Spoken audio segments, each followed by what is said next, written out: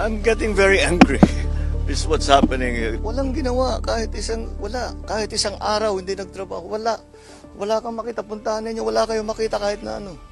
Tuloy-tuloy ang pagbaha doon sa kabila.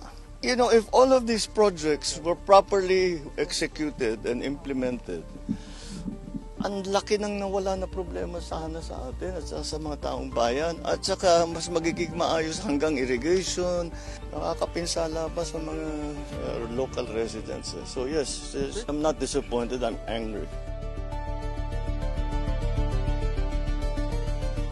Talagang I'm thinking very hard to pipilahan natin sila na economic sabotage. Because economic sabotage is very clearly. Talaga, Chairman, tingnan mo ito. Oh, construct reinforced. Ito yun eh. Nag-start na raw ng February. Contract cost completion 100% na. Complete. Wow,